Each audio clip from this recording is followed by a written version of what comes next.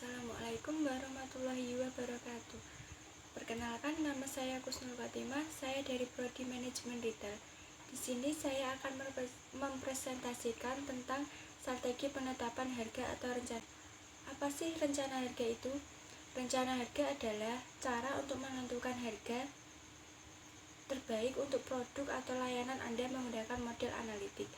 Ini adalah bagaimana pemilik bisnis memutuskan berapa biaya yang dikeluarkan untuk suatu produk atau berapa cara untuk mencapai rencana harga.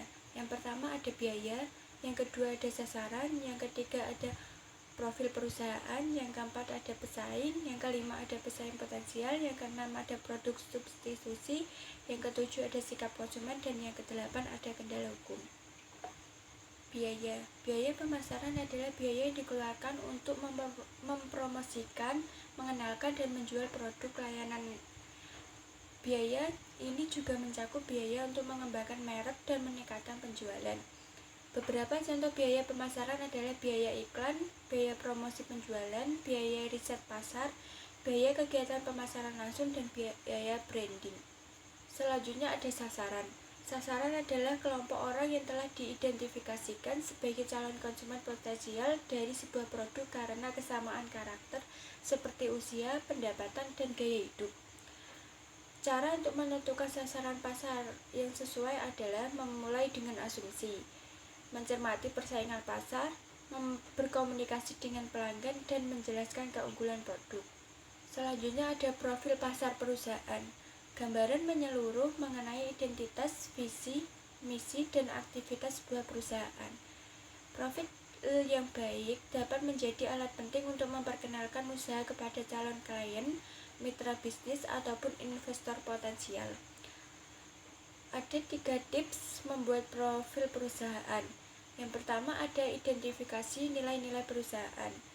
Yang kedua ada tentukan gaya penulisan dan layout yang sesuai. Yang ketiga ada buatlah dengan rapi dan sistematis. Selanjutnya ada pesaing. Pesaing adalah perusahaan yang menawarkan produk dan jasa sejenis di pasar yang sama. Untuk itu, analisis pesaing merupakan cara untuk mengidentifikasi ancaman dan peluang yang ada dari pesaing. Cara menghadapi pesaing adalah dengan menganalisis SWOT, fokus pada keunggulan unik, inovasi berkelanjutan, pelayanan pelanggan yang unggul, pemahaman terhadap pasar, kolaborasi atau kemitraan, dan rencanakan responsif. Kemudian ada pesaing potensial.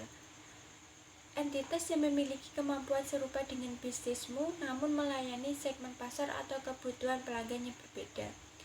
Contoh pesaing potensial ada Quizbook atau situs seperti Upwork. Beberapa pekerja lepas mungkin memilih menggunakan Upwork untuk mencari pekerjaan dengan secara otomatis menagihnya setelah pekerjaan selesai. Meskipun Upwork seringkali disukai di sisi lain dan tidak akan menjadi solusi pembuatan faktur yang dicari sebagian besar pekerja lepas, Upwork mencegah pelanggan tertentu membutuhkan alat pembuatan faktur. Selanjutnya ada produk substitusi.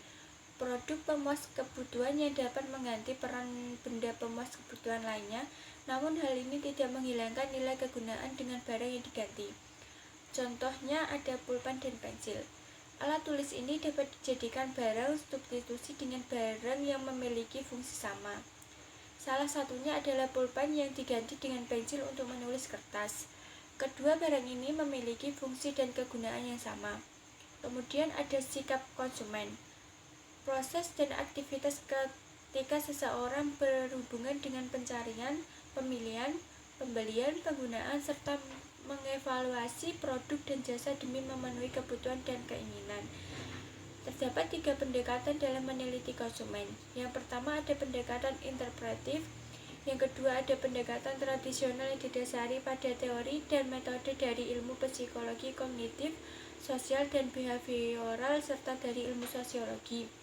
Yang ketiga ada pendekatan sebagian sains pemasaran yang didasari pada teori dan metode dari ilmu dan statistika. Yang terakhir ada kendala hukum. Faktor-faktor yang menghambat atau mempersulit proses penegakan hukum atau seperangkat aturan dan regulasi yang memastikan pengiklan bersikap jujur dan adil. Di sini ada 3 area utama kepatuhan hukum yang harus diperhatikan sebelum memasarkan menggunakan konten. Yang pertama ada masalah kekayaan intelektual.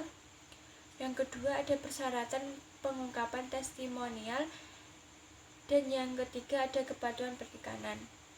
Sekian presentasi dari saya. Wassalamualaikum warahmatullahi wabarakatuh.